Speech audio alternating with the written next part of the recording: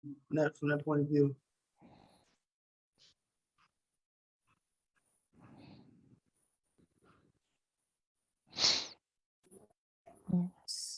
There we go. Right.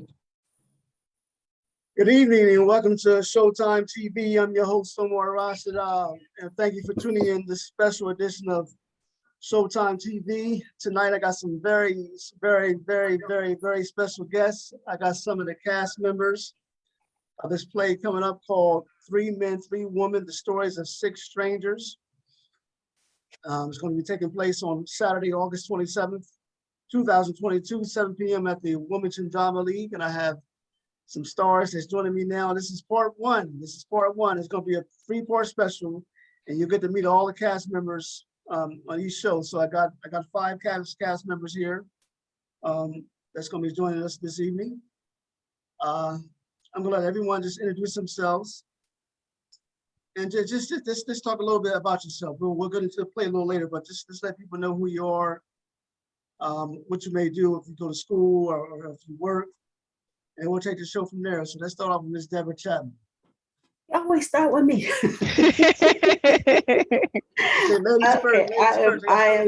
That's okay. I'm a retired state employee. I retired in 2019. I went to Del State, Wilmington High School. So I'm been in Wilmington all my life. And that's where I did my acting and singing and all the fun stuff. So that's basically who I am. What else you want to know? All right, okay, we'll get into that show. Okay, Blvd, you want to say who you are, how old you are, and what school you go to? What school do I go to? Yeah, how old are you, and what school you go to, and what grade you in? I'm 10 and a half. I go to Academia Antonio Alonso. And I'm in 5th grade. 5th grade? Okay, all right, that's good. All right, Minister Risha Simpson, you up? Hi, good evening. I'm Risha Simpson. I'm a licensed minister, soon to be ordained elder in October. I'm a global intelligence officer on my day job. Been doing that for 24 years. I transferred here from New York. I am an actress and comedian, and the theater is my life. All right. Okay, last but not least, Priscilla Williams, you're up next. You left me for last. Oh, man, we're just going around the table. That's all. All right. So I'm Priscilla. I'm from New York initially, been down in Delaware for about 16 years now. Day, I do insurance and I do credit repair. One of my main passions outside of the arts is gardening. But yeah, that's about it. Okay, we're going to start with Priscilla. I want to ask everybody, what made you want to be an actor or actress? What made you want to be on the stage or on film or television? How did you get your first start? Let's start off with Priscilla. Okay, so I wouldn't even say as a teenager, but when I was very young, I realized I like singing. So that's where I got my start initially. I went to school for singing. I went to a magnet program in Florida because I did live down there for a few years. And then when I came back to New York as a teenager, I decided I wanted to, continue with it. So I went from singing to modeling to semi-dancing to acting. And then when I came down to Delaware, I did participate in another stage play. And I really liked it, but mom responsibilities kicked in, business owner responsibilities kicked in. So I had to make sure I was taking care of that. But now as the kids are getting a little bit older, I said, hey, it's time to get back to focusing on me. So I've been doing just that. And, you came up and you was just like, hey, I got this going on. And I was like, well, I might want to audition. So I auditioned. Awesome. Okay. Mr. Risha, how did you get started? Or what drew you into want to be an actress? How did you get started? Well, I was always looking for my own identity. I'm an identical twin. So my dad had my sister and I in entertainment very, very young, like 3 years old. We did tap, jazz, acting. We were in every talent show there was. But what really made me stay in it, you know, outside of my dad was it was good therapy. I needed an outlet. I had a very troubled childhood coming up. And to be totally honest, I attempted to take my life twice. And when I knew that the Lord would not let me leave here, I knew he had something for me to do. And I knew I had to be a voice to others, or at least to those who felt like they didn't have a voice. So I stayed in entertainment because I've always believed that entertainers have influence. My best friend is an entertainer. He's doing very well in the arts. I come from a entertainment family. You know, Fantasia Barrino's my baby cousin, Casey and JoJo, those are my cousins. And so we grew up with this. It was in us, and this is what we always done. Our parents had us and grandparents had us doing talent shows in the house or putting on performances for other entertainers. But I knew that this is what I had to do for the rest of my life because it saved my life. Awesome, that's beautiful. Okay, little Claude baby. Did you do any plays before? What made you want to be an actor? Or is this your first play? No, apparently this is not my first play. The first play I've ever done was in the first grade, was The Three Little Pigs and The Big Bad Wolf. I was playing one of the wolves. And what made me want to become an actor, what made me want to be in plays, when I was younger, I used to watch TV shows and see how good the actors were. And it just made me amazed and wanted me myself to become an actor. That is awesome. Okay, now you play one of the wolves. Did you eat the pigs up? Did y'all beat them up? What y'all do to the pigs? Another, it's just an honor to be here. Oh, That's good. That's good. That's great. Ladies and gentlemen, he is the youngest cast member of the play, and so that is awesome. Okay, Deb. So what made you want to be into actress, and how'd you get started? I started in about 5th grade at Highlands Elementary. I wanted to act because I wanted to get out of being shy, and it helped a lot. Once I got on that stage and got accepted, I was in the HMS Pinafore. I was playing one of the, what was she? One of the sailors' wives or something. I played at that part, but I've been doing it ever since then. I acted in Wilmington High. I acted at Warner, acted under Omar a couple times, under Judy Roan from Mother Church.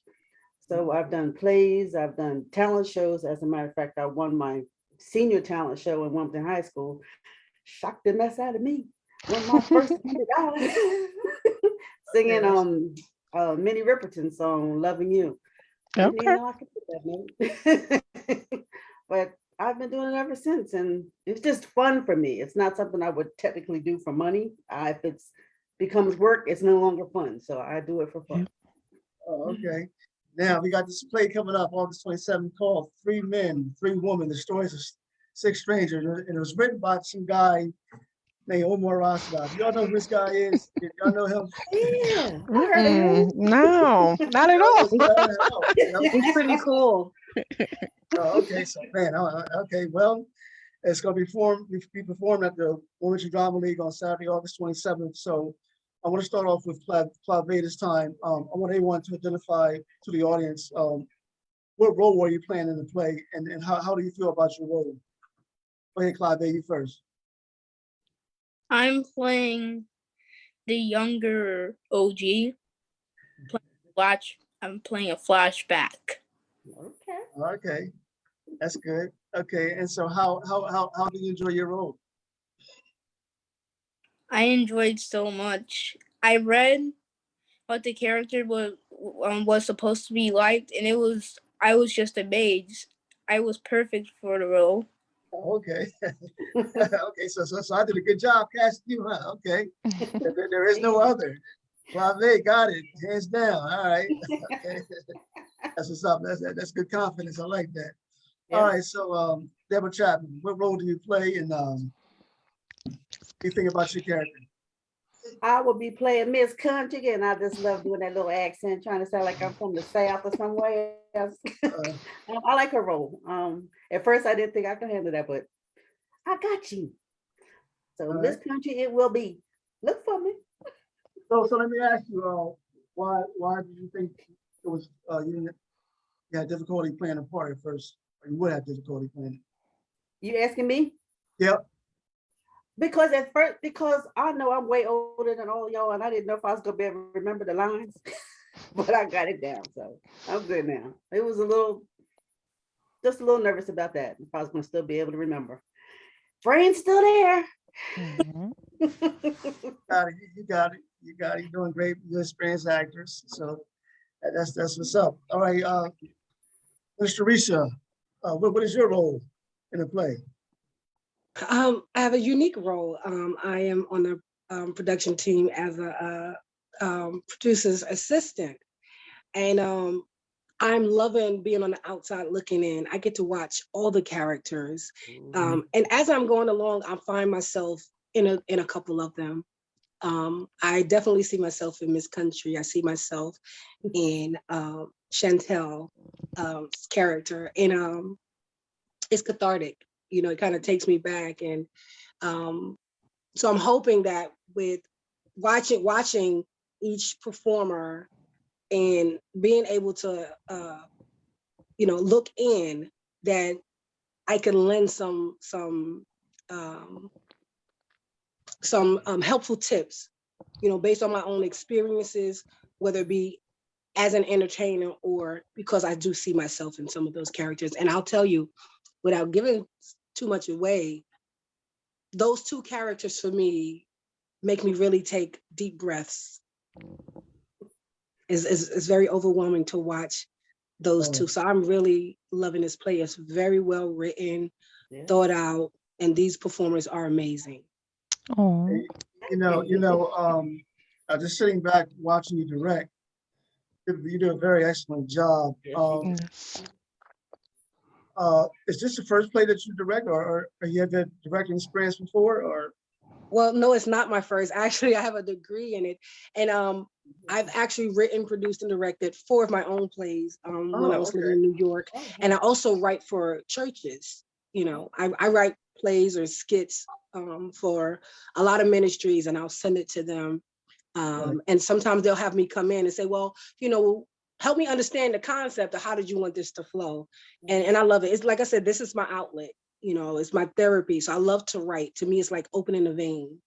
I've been on the production side of things. I've been on the backstage side of things. And of course, on stage and in front of the camera. So this is very precious to me because, I feel like I don't have to do as much as the work. The actors do all the work. yeah. But to see it, and as they're performing, I'm going, wow, now I see what he meant with that.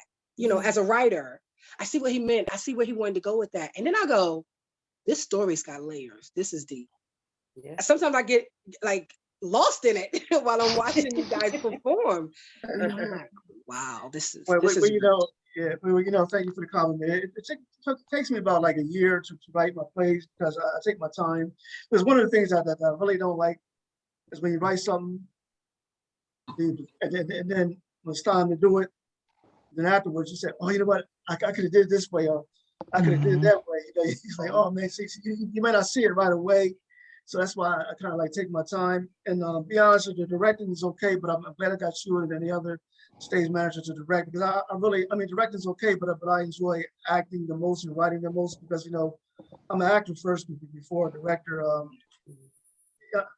Because, being an African-American actor, one of the things that prompted me to write was because sometimes you may have like 10 to 15 African-Americans auditioning for 3 roles, and all 15 of them may be good, but because the limitations of those roles, it's like, okay, well, if you don't get it, then man, there's no work for you. So I decided, look, let me just do for self. Let me write my own plays. I don't want to wait for somebody to write something for me because a role may never come or may be very limited. So it's an honor to have you and Ms. Janice King be directors, co-directors. Thank you. I get to sit back and concentrate on, my character and things of that nature there.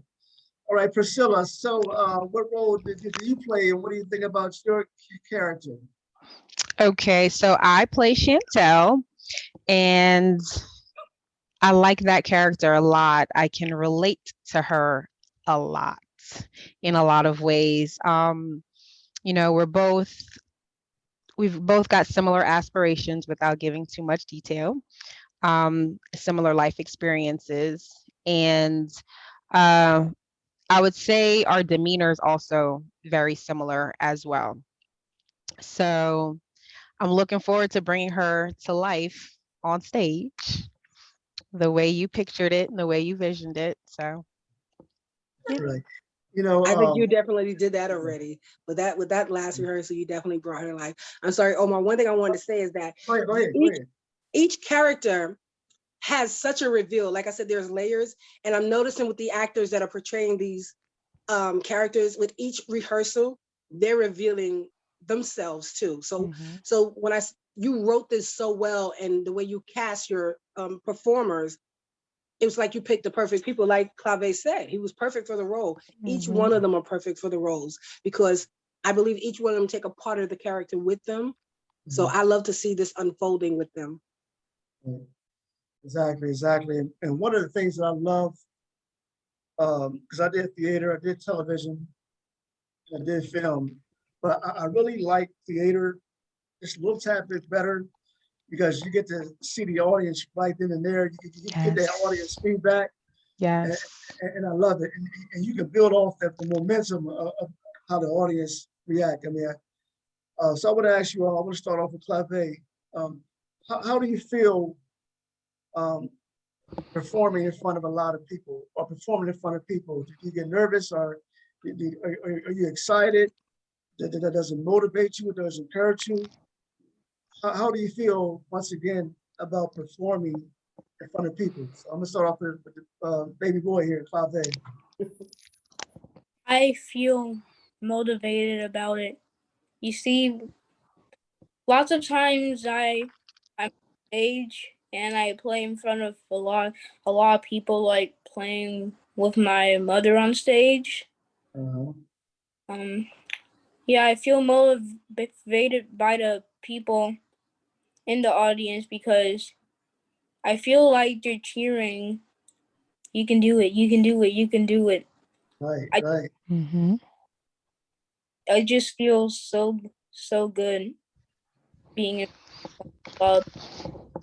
All right, that's good. All right, Priscilla, do you like performing in front of audience? What's the feeling like for you?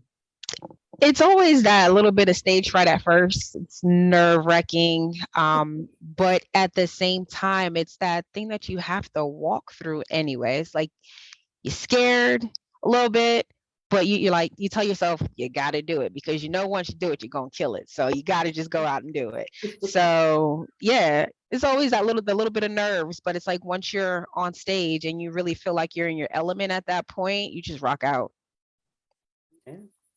Okay, all right, Minister Risha.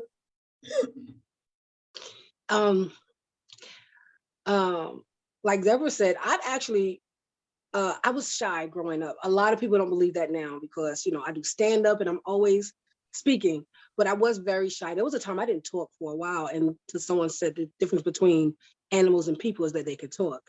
But so I love performing on stage. And like you said, the theater is totally different. You get that energy from your audience, and it just takes you to another level. It's different because, on film, you got a lot of takes, you got cuts, and it's just you and that camera and the director telling you right there in the moment what to do. But when I'm on stage, I feel like it's a rebirthing. Each time I'm bringing this character to life. This audience has never seen this character the way I'm going to do this character.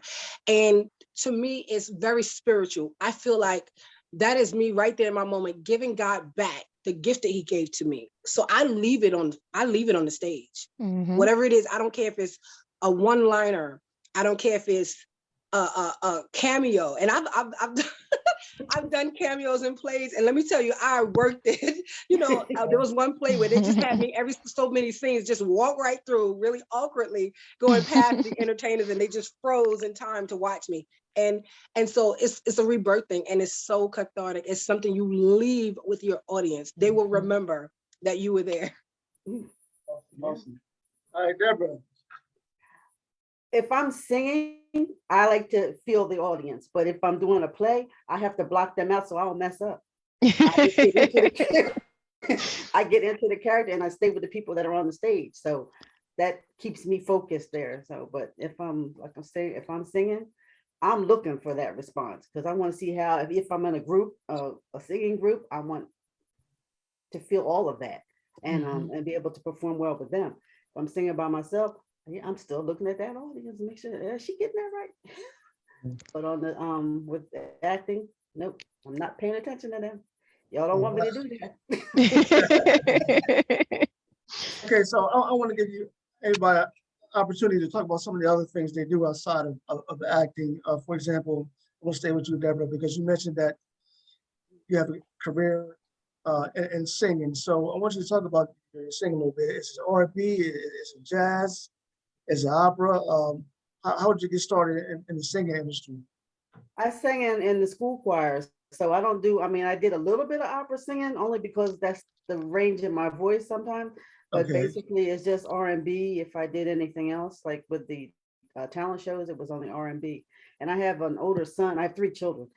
My oldest son has a music business called Crew up in Philadelphia. So he pulled that for me as well.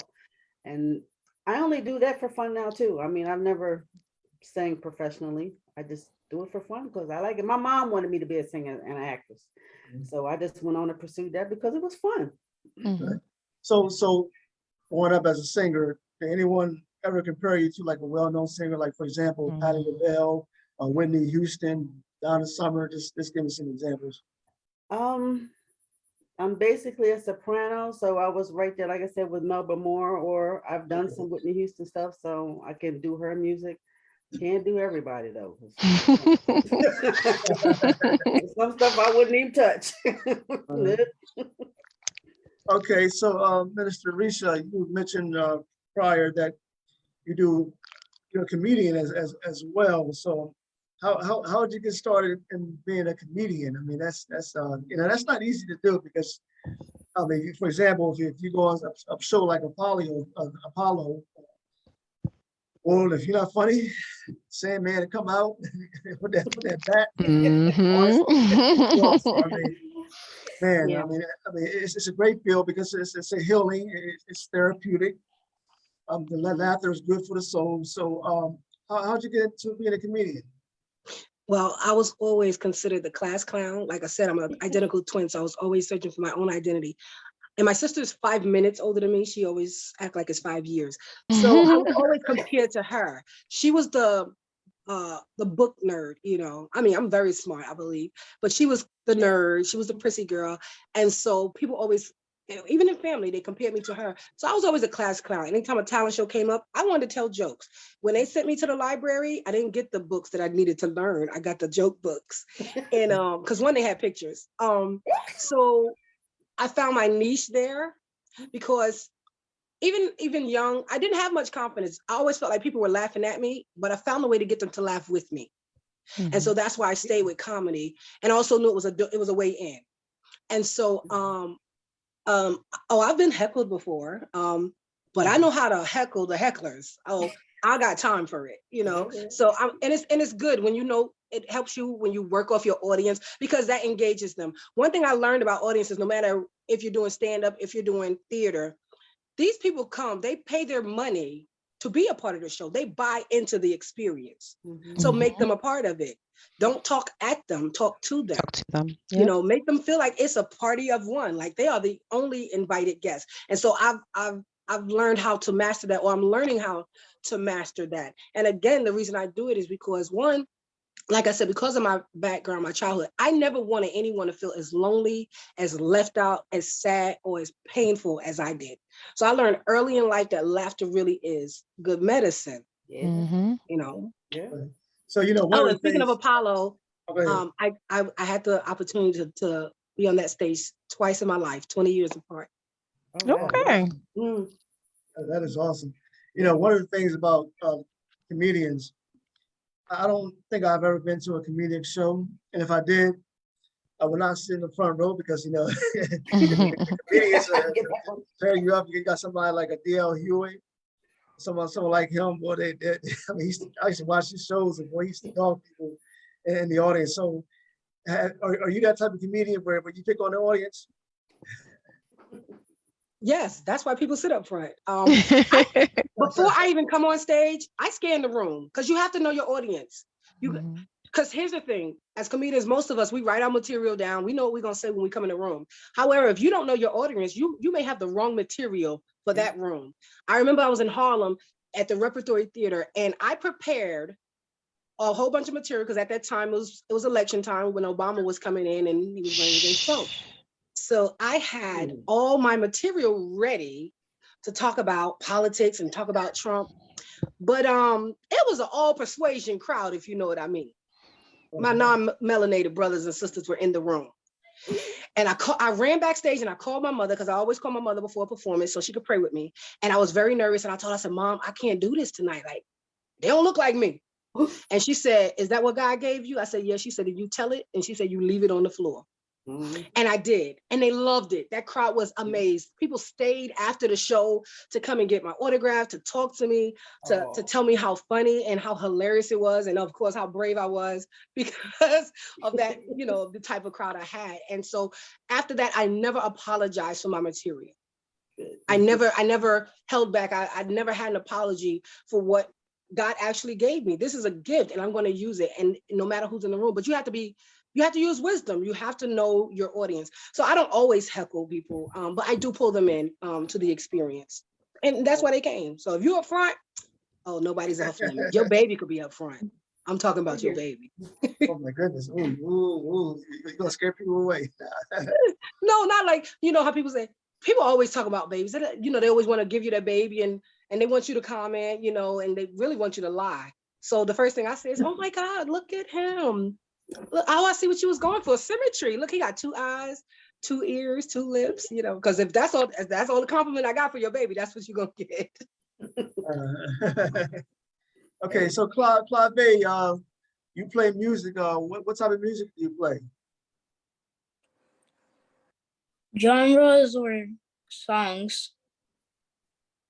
Okay. And how did you get started doing music? When I was younger,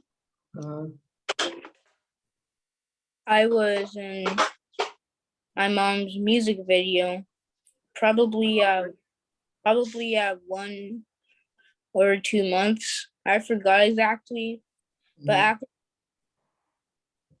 I started, when I started getting older, I started playing music.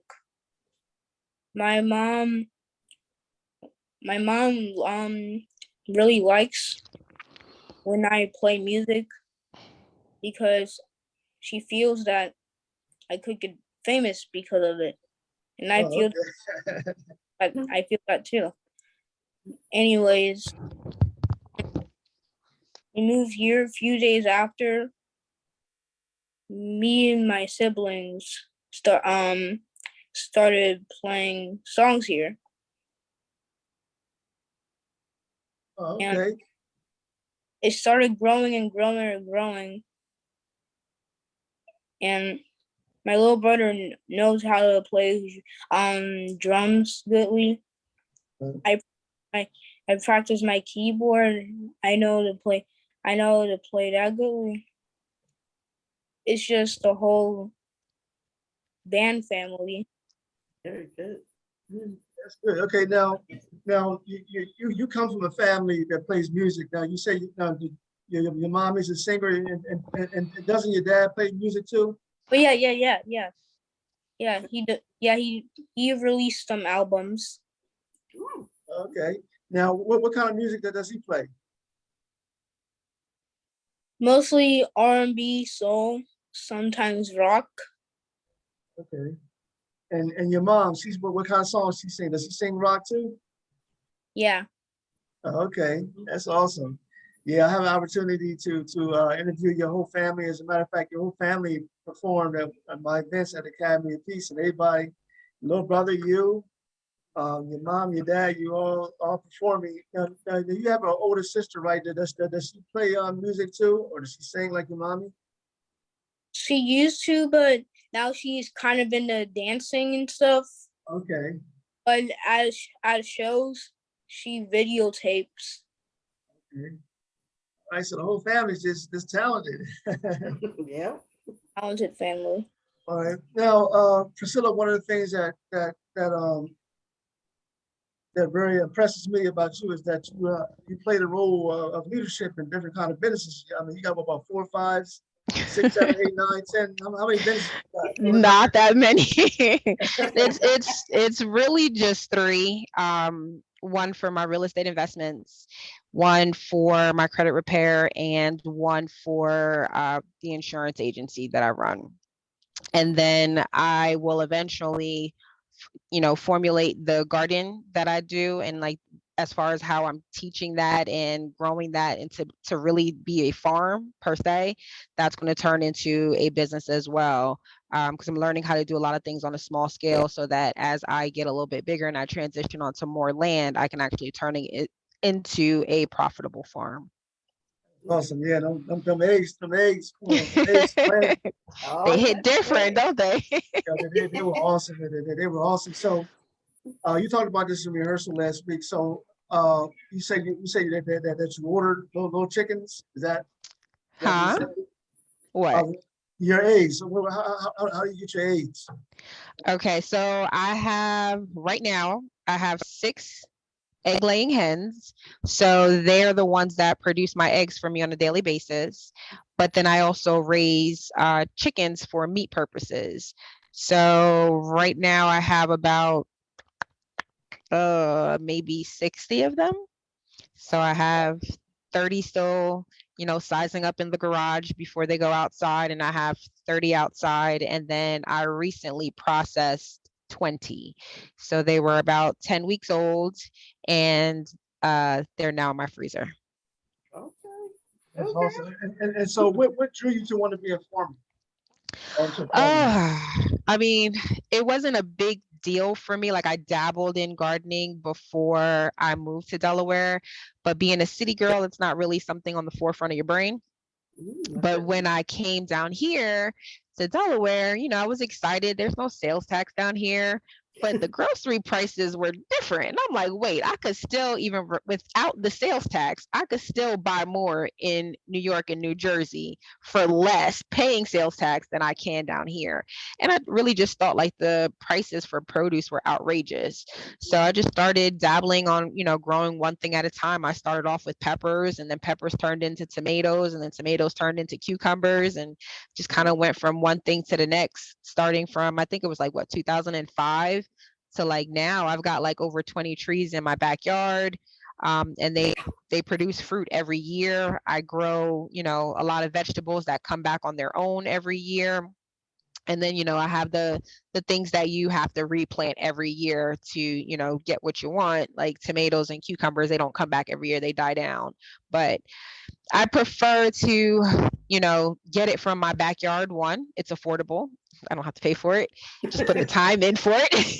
And then 2, it's more nutrient dense, because a lot of the things that you buy from the grocery store, they don't have as much nutrients in it, because the soil is depleted of a lot of the nutrients because they grow it in mass quantities. So they don't put the nutrients back into the ground. So I make sure my soil is good. That is the first and most important thing when it comes to gardening. And any gardener would know the soil is life. So if your soil isn't, if your soil is not top notch, regardless of what you produce, it's not going to be as healthy. So I take care of that first, and then I make sure anything that comes out of it is nutrient dense. And that's how we stay healthy. Right, that's awesome. Ooh, that's a message right there. Yep. That's a whole preach right there. Yep. I don't play when it comes to my gardening. I don't. So do you do organic things as well, or organic vegetables, fruits, or foods? Yeah, so right now I've got cabbage, I've got kale, I've got collards, I've got okra, I've got figs, I've got apples that are ripening, I got grapes that are ripening. The peaches just finished. I had a little bit of issues with the peaches because I don't like to spray. So, but I got to find a way around that because whatever you grow, the wildlife is going to find. So it's sometimes it's a workaround. You got to figure out some things are going to be sacrificial. So one of my peach trees were sacrificial this year, unfortunately, but I still grow more than I can personally consume, more than my family can personally consume. So I do share.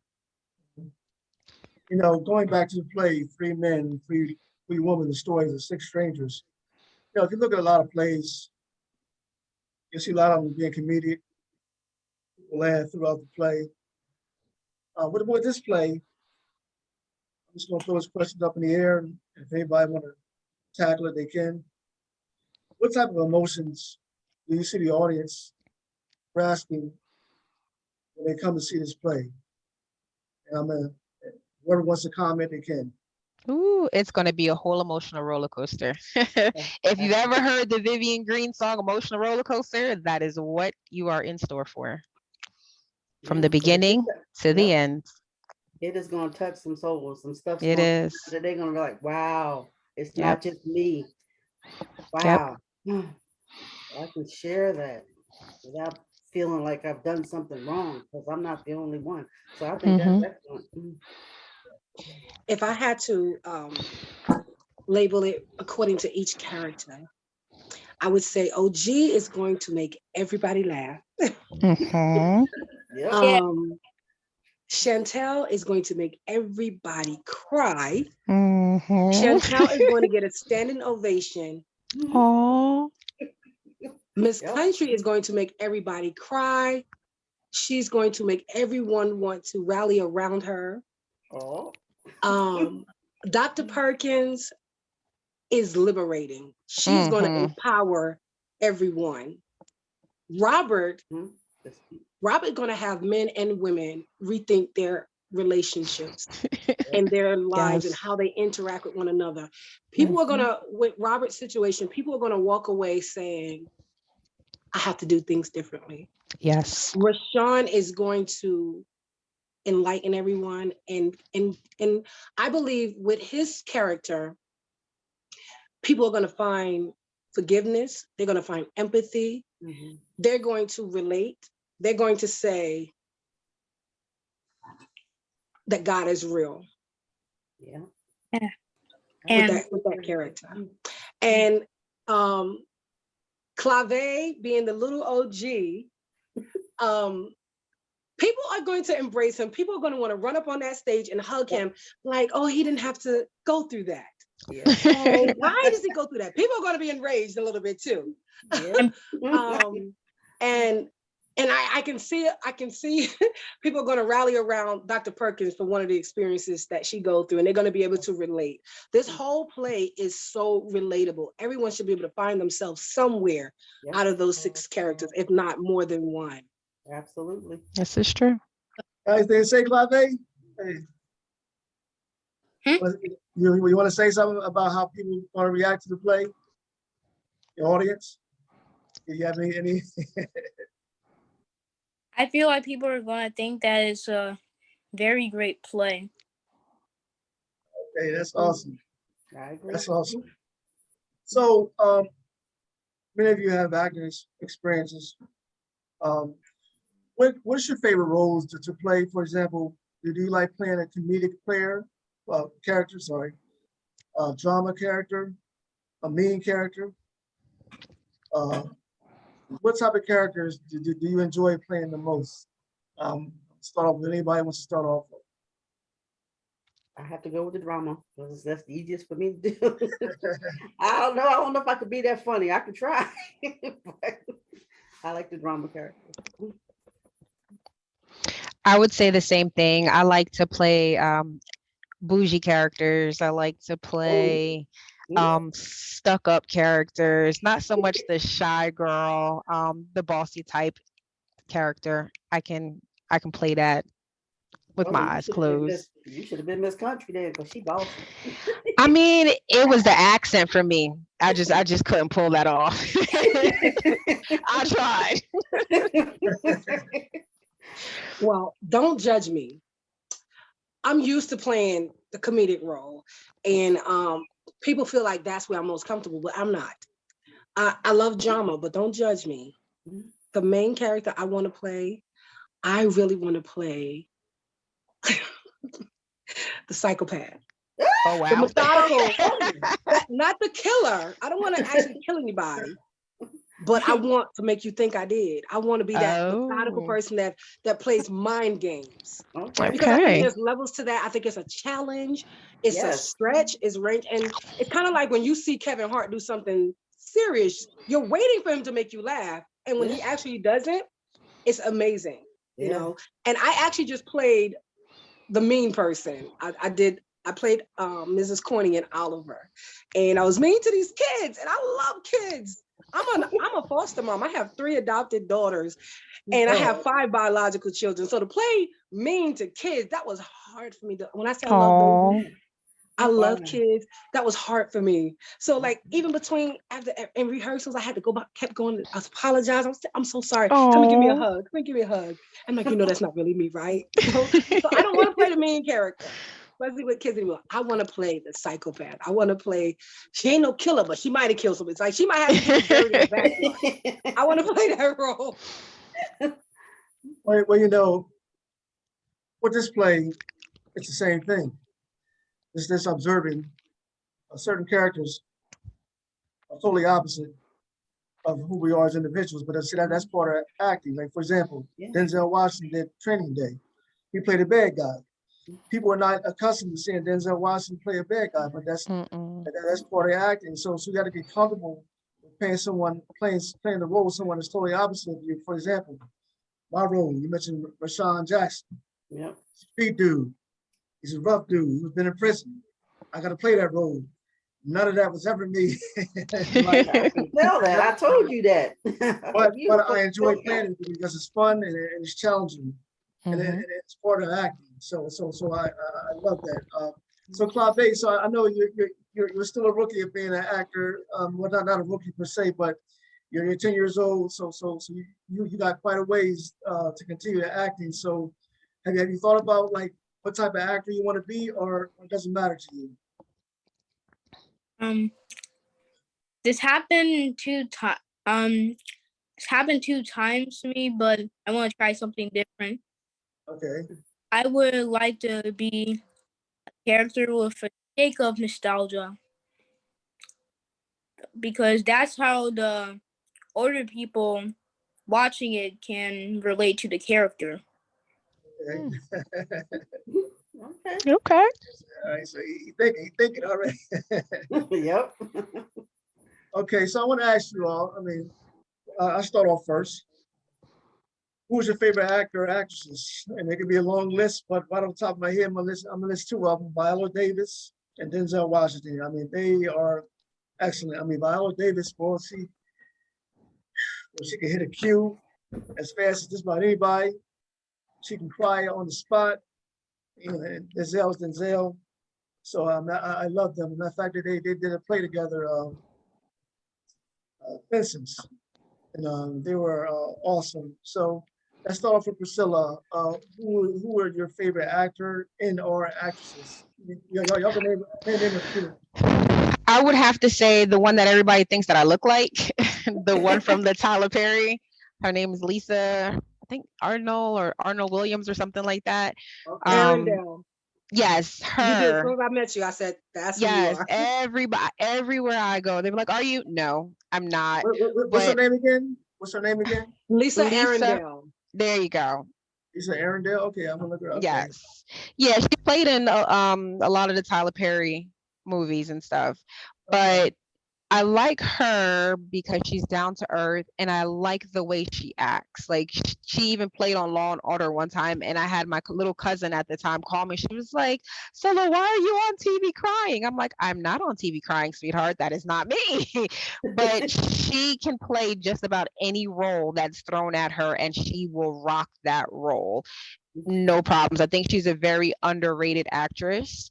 I think she should have more roles than she does, but I really do like her as an actress. And I mean, there's a lot of actors and actresses that I like, but she comes in first place, one, because, you know, we kind of favor each other. All right, okay. Okay, so Claude, do you have a favorite actor or do you have a favorite musician? I do have two favorite actors, but should I only say one? You can say both of them. You can say both of them. Okay, so one is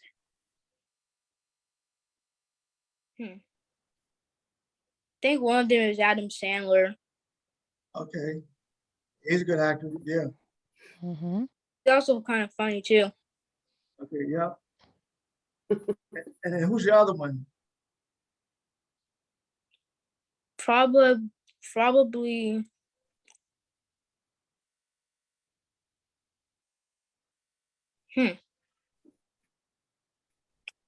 you know, I would like to go for Vin Diesel because he has some characters. Yeah. It will probably be Vin Diesel or Roger Craig Smith. Okay. Yeah, Van Diesel's a big boy. He plays those action movies. Yeah, he used to play co-side with The Rock too. Yeah, him and The Rock. Okay, Mr. Risa, go for it. Well, you already said one, Viola Davis. It is my dream to work with her someday. Growing up, my all-time favorite actress was Meryl Streep. I think she has such range. She pours herself into every character. But I have to say my all-time, well, for men, my all-time favorite male actor is my best friend, because if I don't say that, he see this somewhere, he's like, why didn't you say me? But it's the truth. So, his name is Esai Morales. Right now he's playing Deathstroke on Titans, on DC Titans. So he's playing a villain, which I definitely want to play the villain as well. If you may remember him as the bad boy in La Bamba. He played the bad brother in La Bamba, and also on the original movies Bad Boys.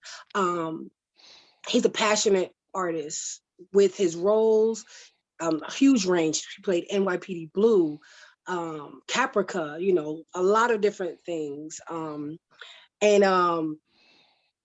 so I find when it comes to entertainers, for me, I always look at their backstories as well, what they're doing when they're not on stage. You know, they're giving to the community.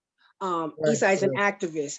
Viola Davis has her own production studio where they bring in not just other actors, but they bring in writers, people who wouldn't otherwise get an opportunity. You know, she's kind of like the female Tyler Perry. And a lot of people don't even know that her and her husband have their own production studio. So people like that have that range, who pull you into the emotion and you really believe them. Like watching her How to Get Away with Murder, I loved Annalise Keating. Like I don't care if she did it, but she didn't. If she did, that's the lawyer I want. All right, Deborah.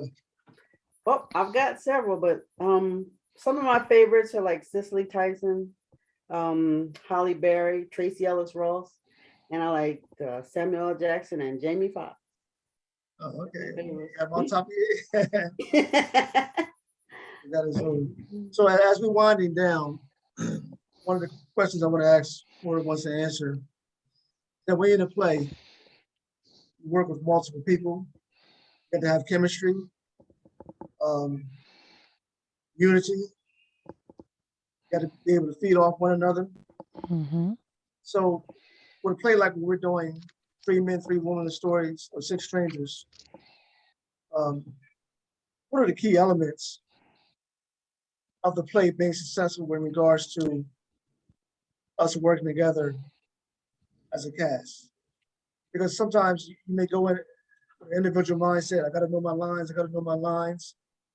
Or, but it's more than you. You have to build chemistry with the people you're doing lines with. You got to understand the blocking. You got to know how to work the stage. So, if anybody wants to comment, what do you think are the key elements of a play being successful in terms of everybody working together? If this question makes any sense at all. It does. It makes great sense. I think the key to it is trusting the writing and trusting your scene partner. Because I believe trust is what brings about the chemistry. When you paint yourself in a box, when you put up a wall, when you create boundaries, there's really nowhere else to go. So if you trust your scene partner, you know they're not going to put you in a vulnerable position. They're not going to put you in a place where you feel uncovered in your role. And when that trust is there, you each can build. It's an unspoken language. It says, this person gets me. I can try this without even saying it, and they're just going to go with it. And that's what builds that whole backstory, that family, right there on the stage. It's the trust. I think you also have to understand who the characters are and what your role is with that particular person. When you come out of yourself, they come out of themselves, and you become who you are playing. Once you understand those two roles, I think it's so much easier to connect. You have to know who they are as well as who you are as far as the character goes. I will have to agree. It's like you take yourself out of you, and you, like you said, you put yourself into them, and then you just feed off each other. And if you do have that trust, you do have that connection, like it becomes like you're actually just watching. The audience is really truly watching everything unfold on stage, and they will never understand it unless they're actually in that situation themselves. It's a different kind of connection, because you don't have that like at a job with an employee. Like half the times you can't stand people that you work with, but when you're on stage and you're on stage with your castmates, it's a different kind of, connection. It almost becomes like an extension of your family. Yeah. Also, you have to trust yourself. Trust the work you put into the role. Because this is what we do, and this is where we really leave ourselves in the room. What we do is we give our audience too much credit. The audience doesn't know the script. They weren't in the rehearsals. Only you know your lines. And so what we tend to do, like, let's say we drop a line, we lose a line, we forget. The first thing we do is apologize. Well, there's no apology needed because they didn't know. Exactly. So you can pick it up, even if it's not what you rehearsed. You can pick it up because you tell yourself, you own this character already. So you tell yourself, what would Chantel do in this situation? I don't remember what the words were. I don't remember what was written down on that paper, but what would Chantel actually do here? And then you say that. Your audience don't know. Exactly. Right. Exactly. And as long as you remember how to get that other person to pick up where you leave off. Exactly. It works just fine. Yes, leave them an opening, definitely. Leave your partner an opening. Okay, so as we close out the show, I want to start off with Blvd. I just want to ask a simple question. You guys say in your own words, why should people come out and see the play? Blvd, you first. The whole concept. Yeah, I think people should come see it. All right, that's cool. That's nice and simple. To the point. All right, okay, anybody else? Because you might learn something about yourself that you was afraid to admit. So come see if you're in there. And they'll definitely be touched in one shape or form or fashion. So if they want to feel something that day, they definitely will feel something that day if they come out one way or another.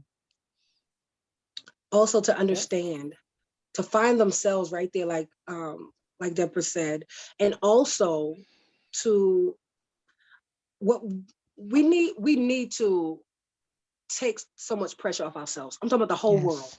With everything that's happened in this pandemic, the world is seeking something and they don't even know what it is. And I believe coming to see this show, they're going to find it, whether it's relief, whether it's just to give themselves a break, whether it's to find ambition, whether it's to find motivation to just start over again in whatever station they're in life.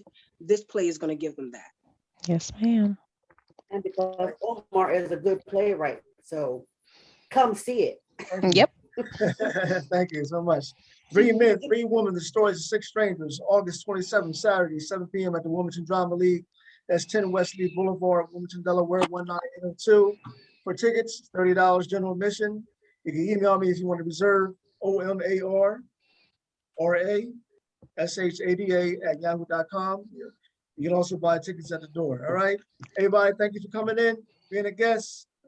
Okay. Yay. Talk later. Thank you.